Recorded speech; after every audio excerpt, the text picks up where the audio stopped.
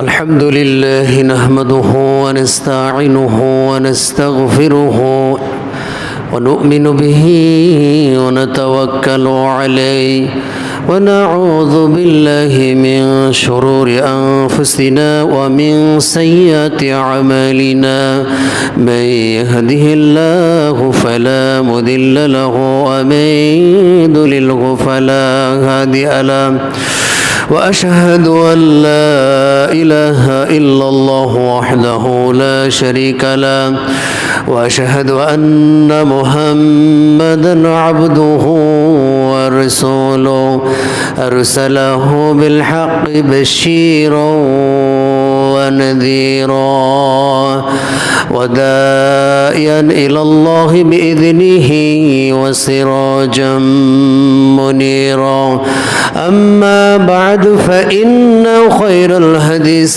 كتاب الله وأحسن الهدي وهدي محمد صلى الله عليه وسلم وشر الأمور محدثاتها وكل محدثة بدعة وكل بدعة ضلالة وكل ضلالة في النار أعوذ بالله من الشيطان الرجيم بسم الله الرحمن الرحيم ومن يهن الله فما له من مكرم إن الله يفعل ما يشاء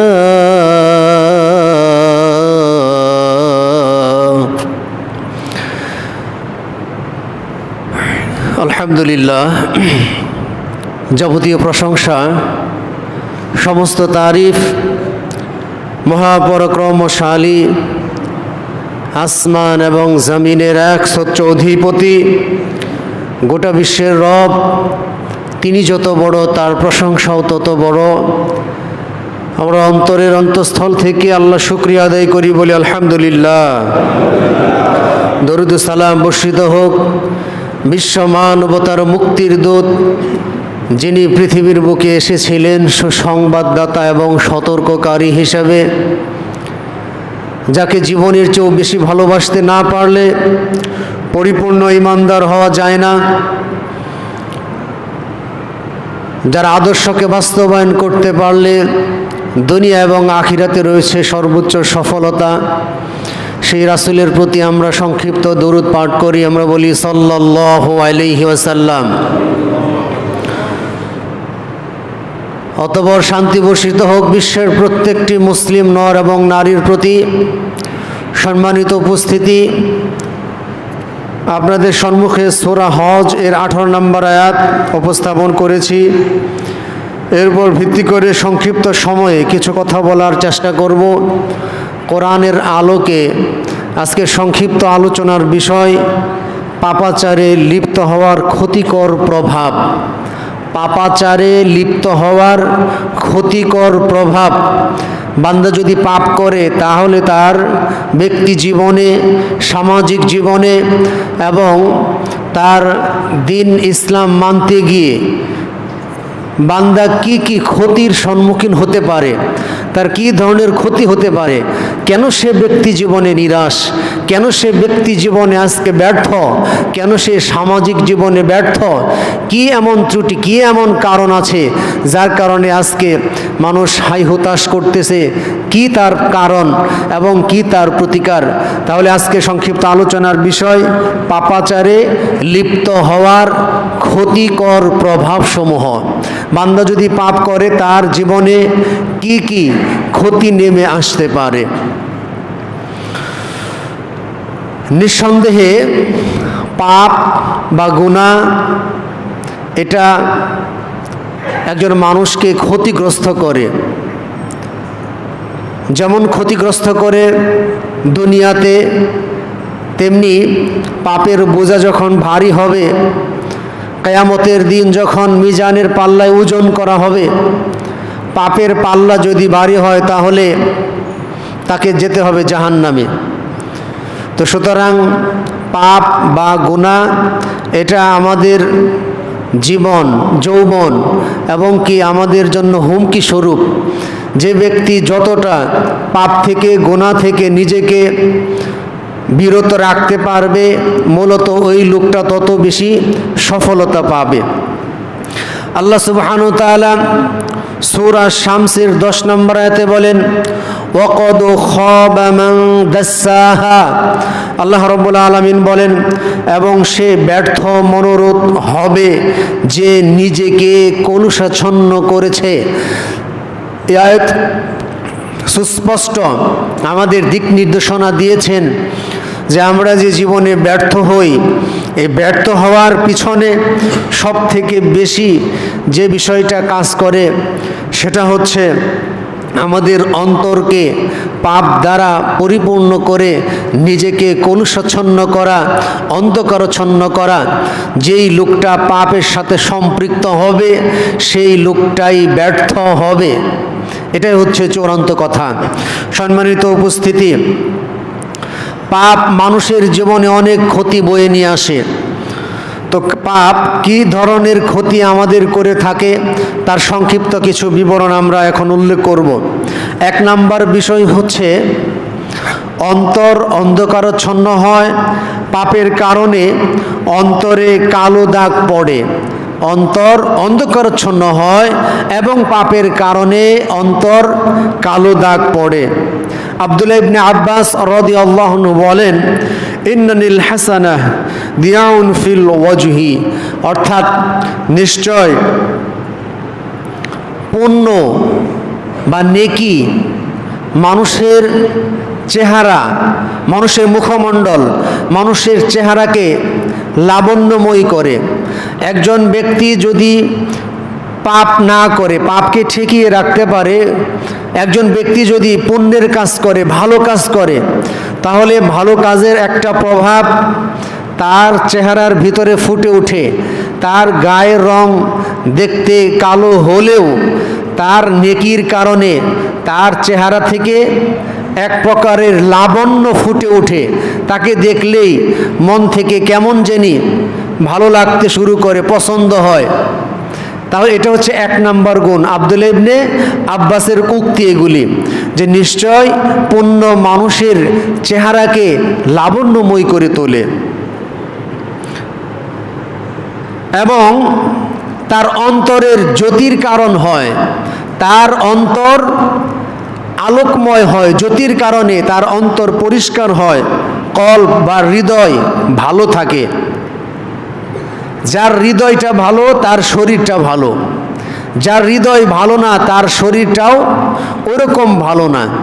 বাহ্যিক দৃষ্টিতে শরীরের উপরে কিছু রোগ থাকলেও যেই লোকটার অন্তর ভালো, এই লোকটা এই রোগটাকে রোগ হিসেবে মনেই করে না, কারণ তার মন ভালো, তার সব ভালো।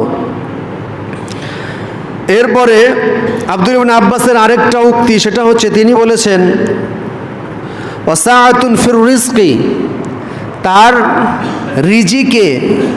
রিজিকের যে সংকট, রিজিকের সংকোচন, সেই সংকোচন আর থাকে না। তার রিজিক নিয়ে কোনো টেনশন থাকে না এবং তার রিজিকে বরকত হয়। যেই লোকটা নেকির কাজ করে তার রিজিক সংকটপূর্ণ হয় না।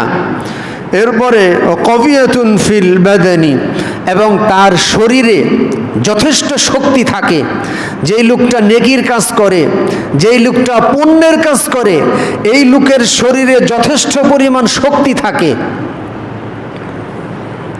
ও মুহাব্বাতুন কুলুবুল খলকুল, সেই সাথে তার অন্তরে আল্লাহ সুবহানাহু ওয়া তাআলার মহাব্বত সৃষ্টি হয়, আল্লাহর প্রতি অধিক পরিমাণে ভালোবাসা সৃষ্টি হয়।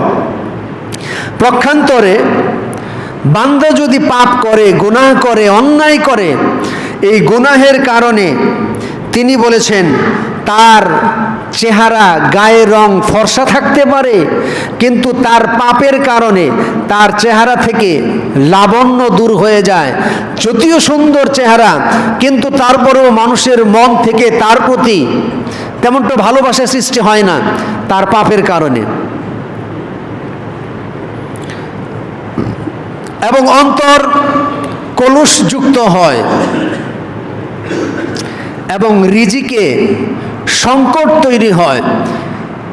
হয়তো আপনি বলতে পারি তার টাকা পয়সার অভাব নেই, তাহলে তার আবার রিজিকের সংকট হলো কিভাবে?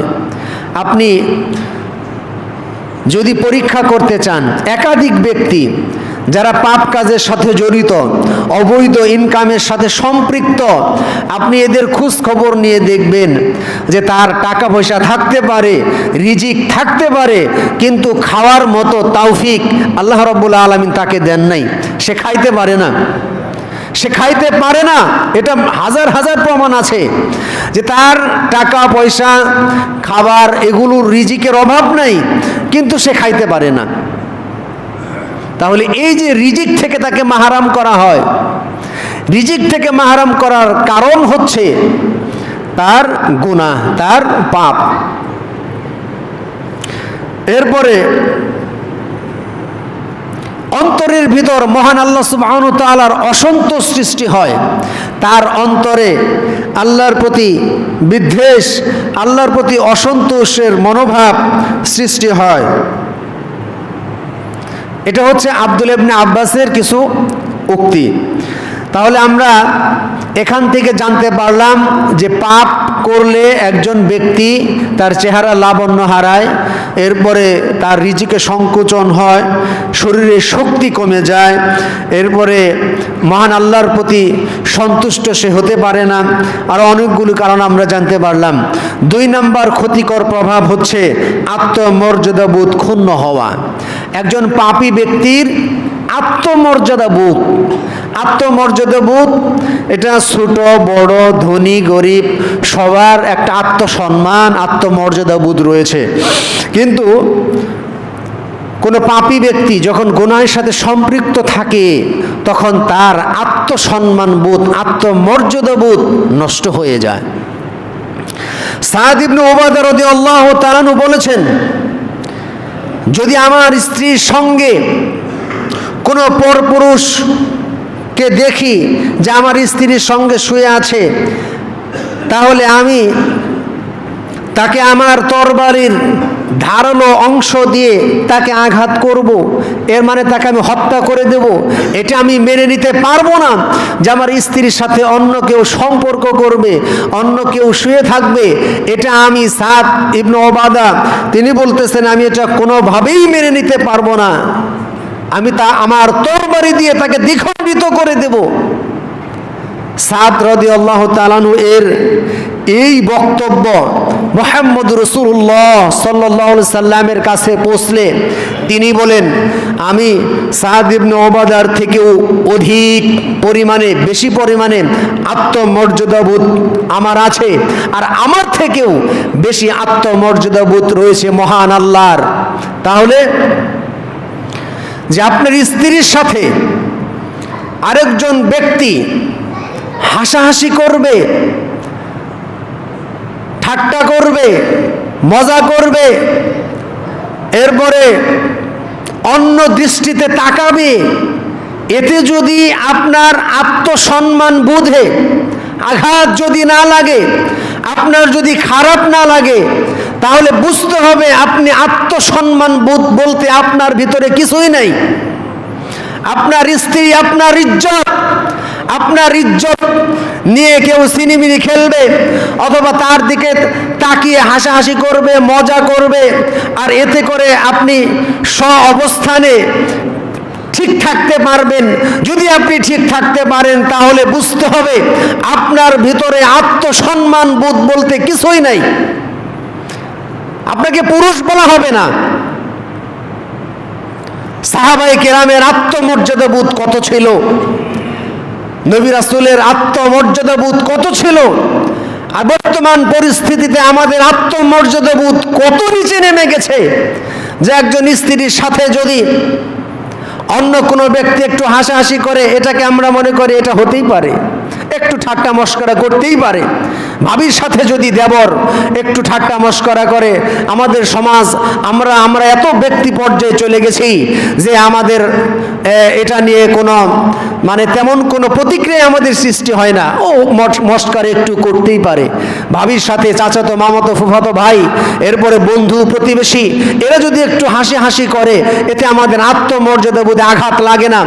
অথচ হাদিসে কি বলা হয়েছিল? হাদিসে বলা হয়েছিল আলহামুল মাউত, দেবর হচ্ছে মৃত্যুতুল্য, দেবর হচ্ছে মৃত্যুতুল্য। মৃত্যু যেমন যখন তখন হয়ে যেতে পারে, ঠিক তেমনি ভাবে ভাবির সাথে দেবরের অনৈতিক সম্পর্ক, অবৈধ সম্পর্ক যখন তখন হয়ে যেতে পারে, যার বাস্তব প্রমাণ আপনারা ইউটিউবে বা ফেসবুকে তুলপাড় করেছে। ব্রাহ্মণবাড়িয়ার সরাইলের একটি ঘটনা। 9 বছরের একটি মেয়ে মাদ্রাসায় পড়ে, ময়না নাম তার। এই মেয়েটাকে নৃশংসভাবে হত্যা করা হয়েছে।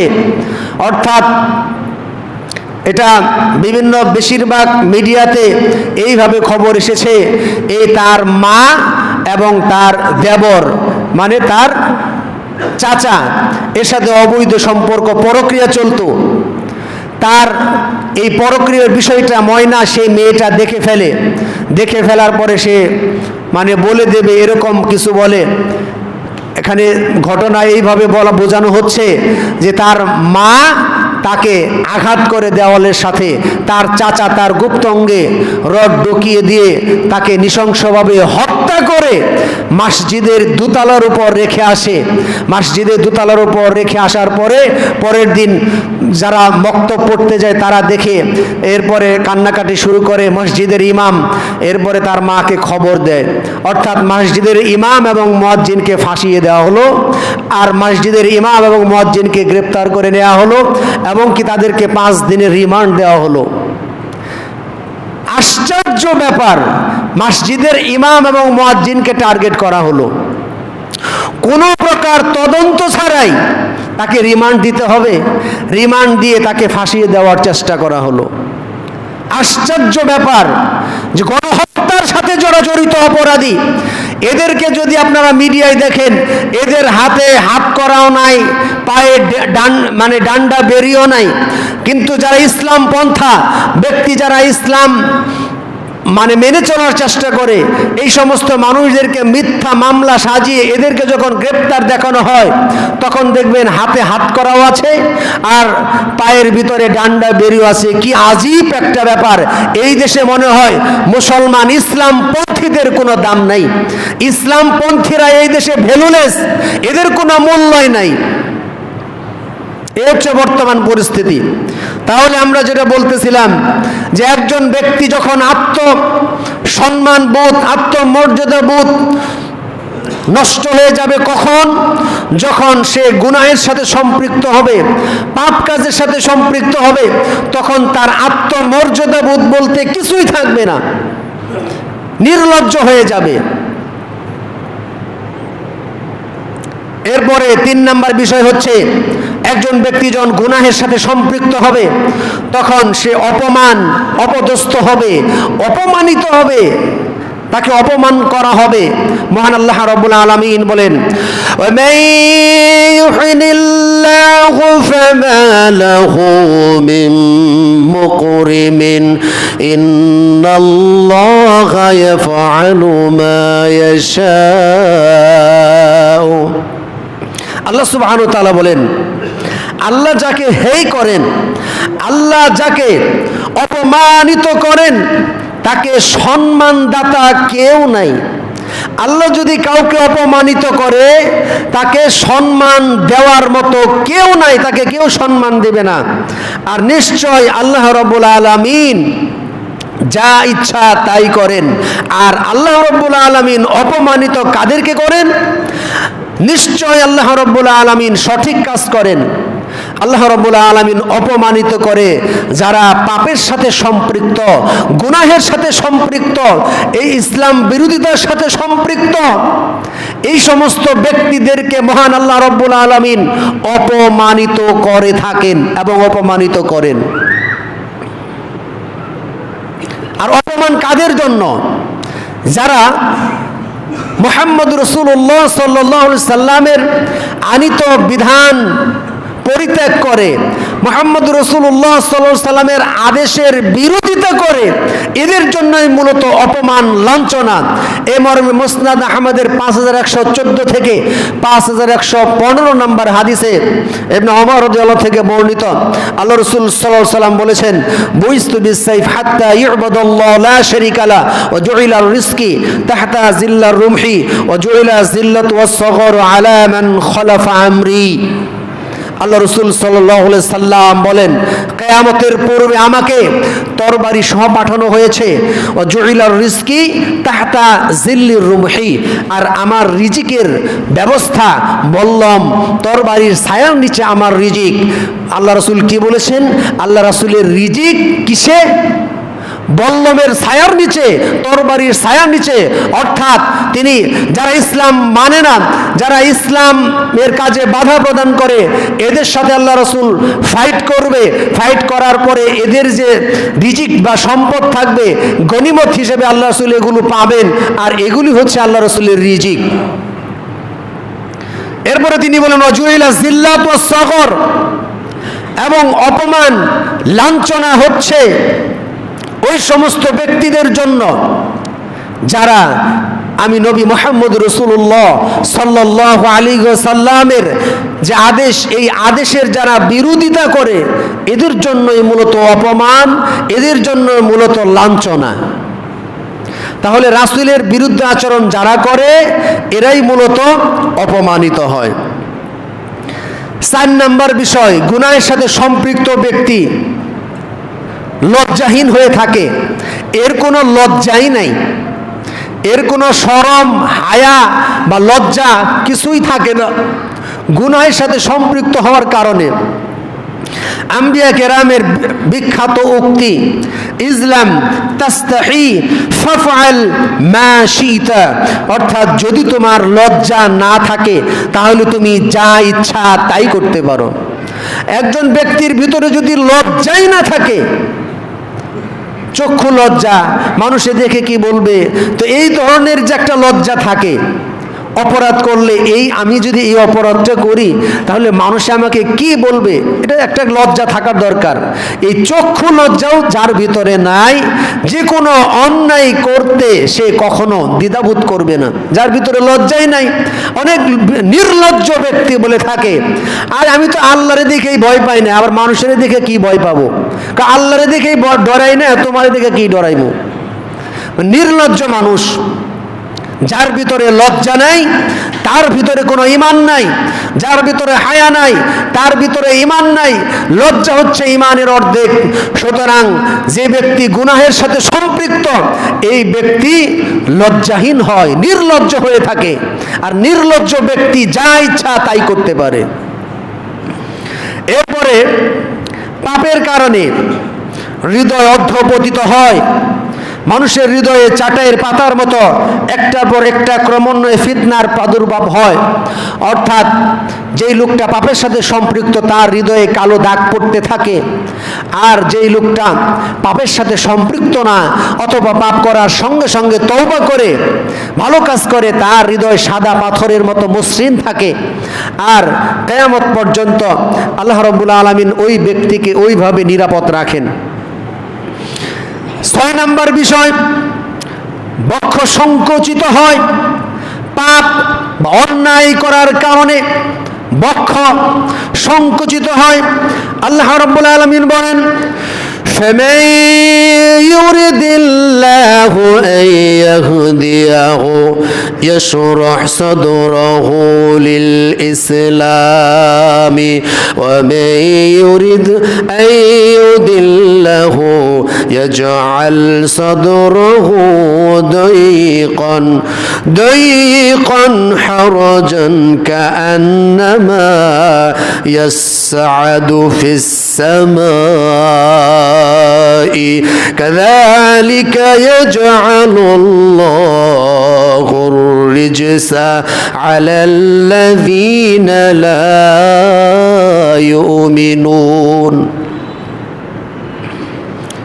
আল্লাহ রাব্বুল আলামিন যাকে চান তাকে হেদায়েত দিয়ে তার বক্ষকে প্রশস্ত করে দেন এবং তাকে ইসলামের জন্য তার বক্ষ প্রশস্ত হয়, আল্লাহ তাকে ইসলামের জন্য কবুল করেন। পক্ষান্তরে আল্লাহ রাব্বুল আলামিন যদি কাউকে পথভ্রষ্ট করেন তাহলে তিনি তার হৃদয়কে, তার আত্মাকে সংকুচিত করে দেন। আর সংকুচিত যখন সে করে হয়ে থাকে তখন সে কোনটা ভালো কোনটা মন্দ, এই ভালো মন্দ বুঝার আর জ্ঞান তার ভিতরে থাকে না।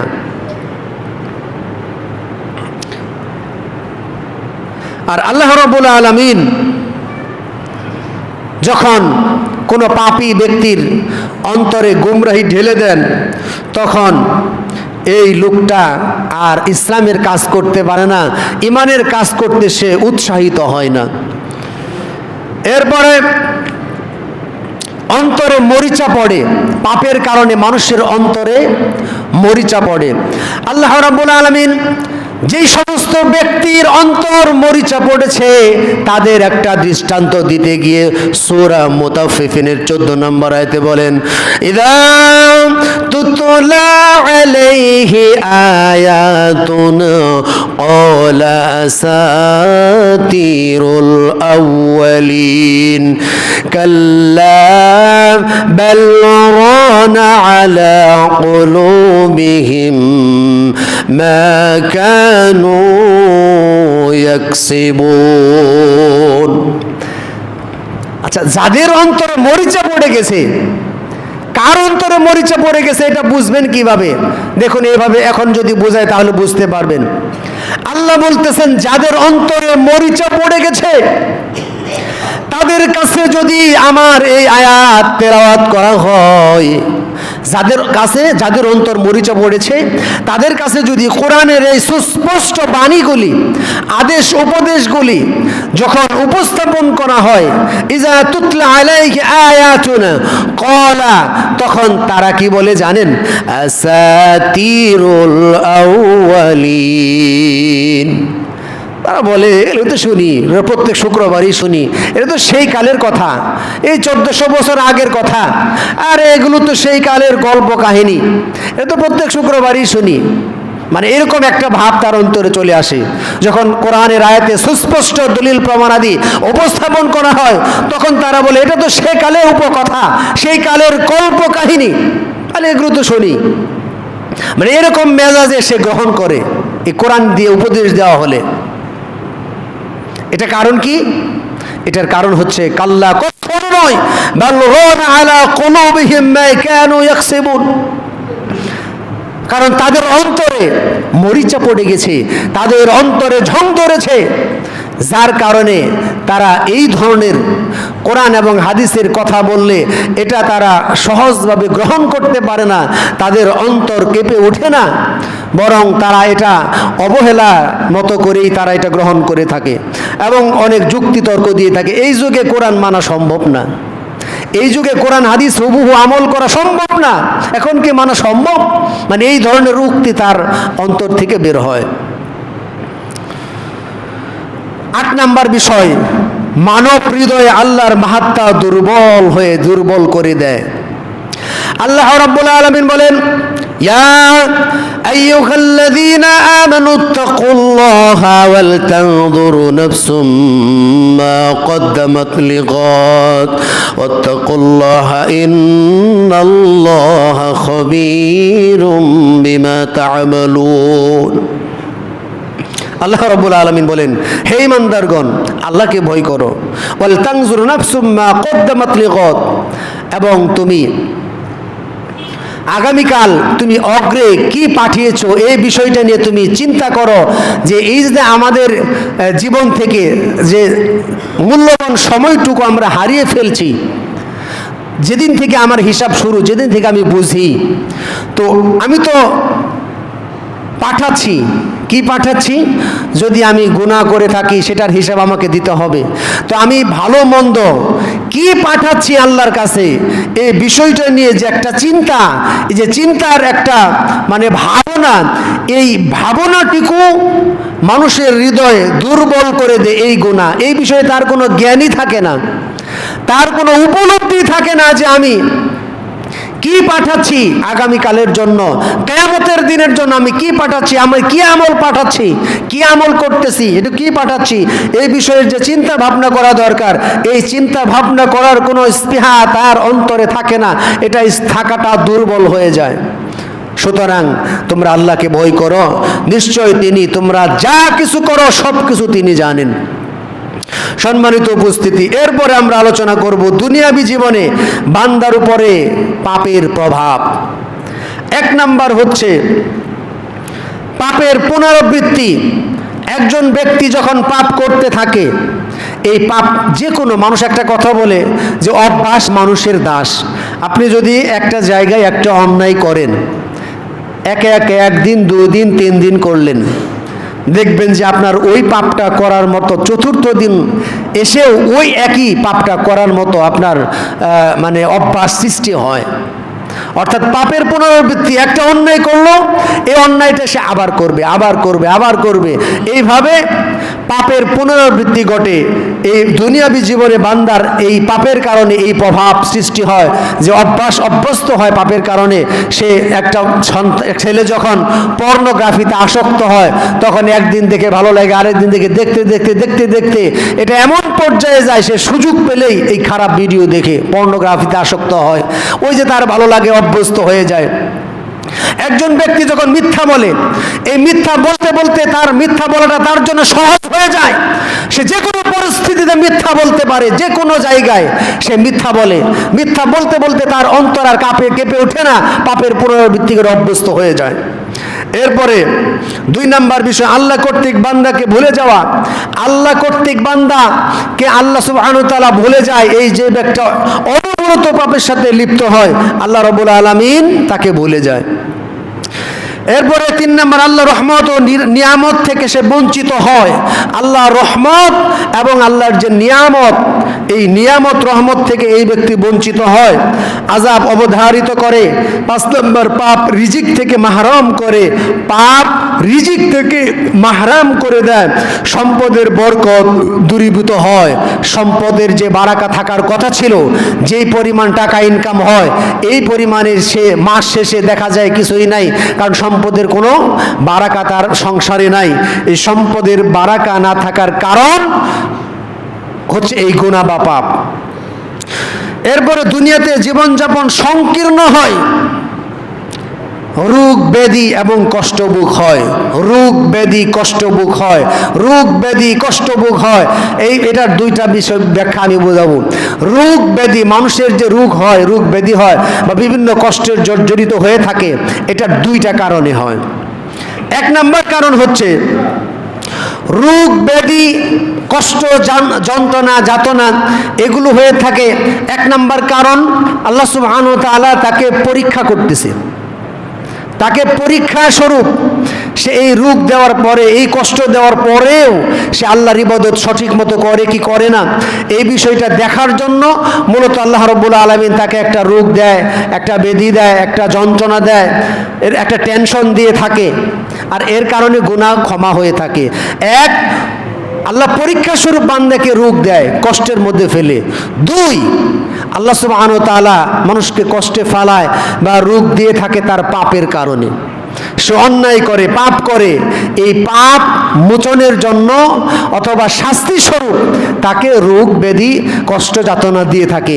একজন ব্যক্তির, ইমানদার ব্যক্তির রোগ হয়েছে বলেই আপনি ফতোয়া দিয়ে দিবেন বা আপনি বলবেন, আপনি বলে ফেলবেন সে না জানি কত বড় অন্যায় করছে, কত বড় জঘন্য পাপ করছে, এই রোগ হয়েছে তার। বিষয়টা এরকম না।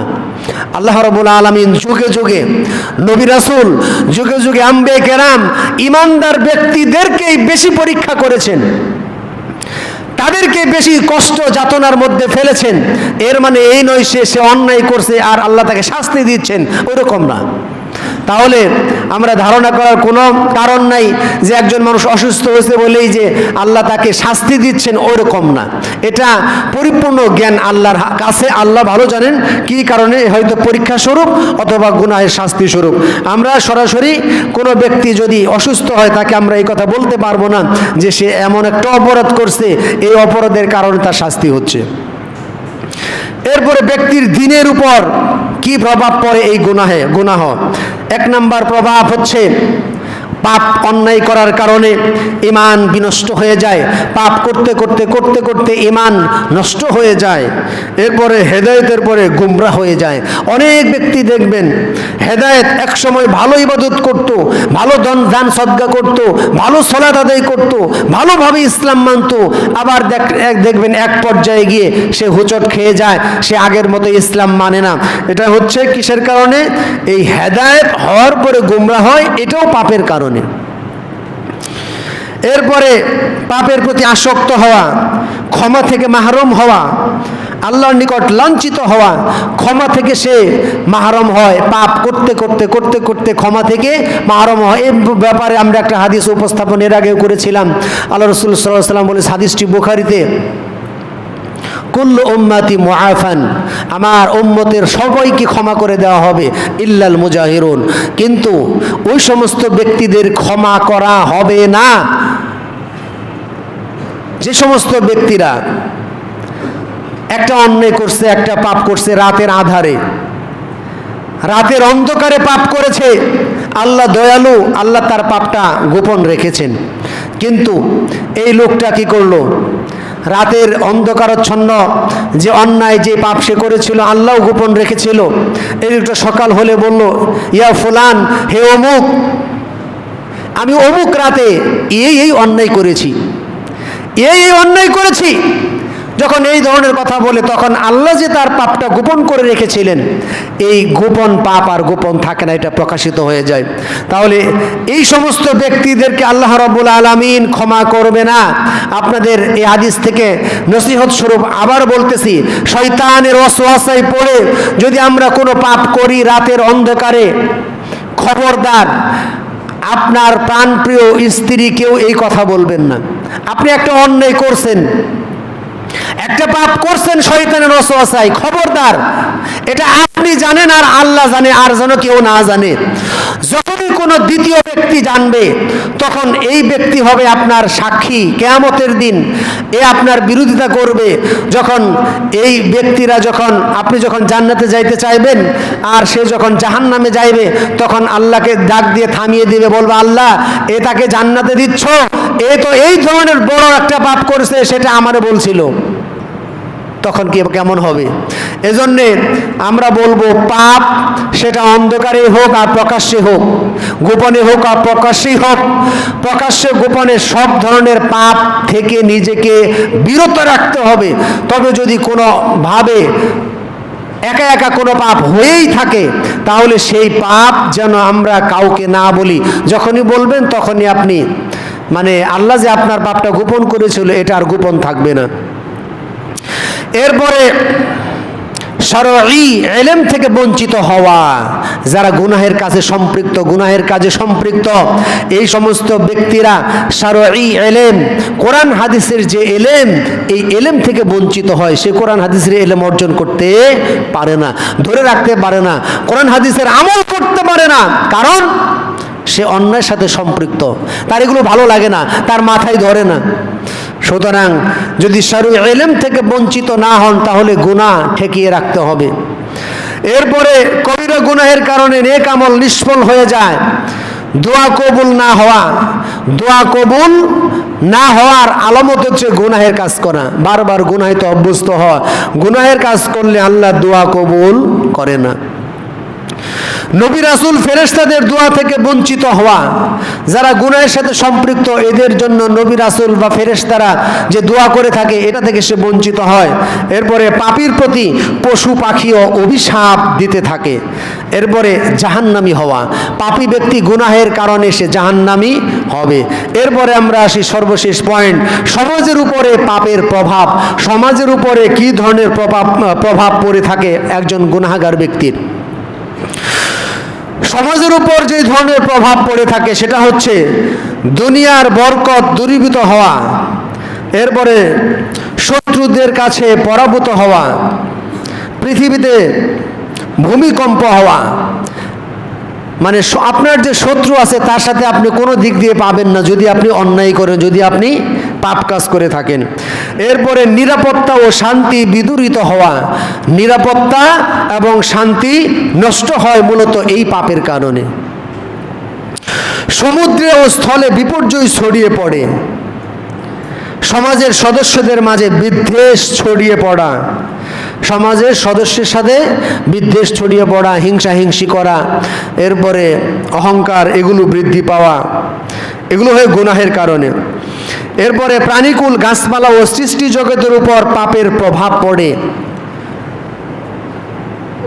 পাপাচারে লিপ্ত জাতিকে আল্লাহ রাব্বুল আলামিন পবিত্র এবং পরিশুদ্ধও করে না।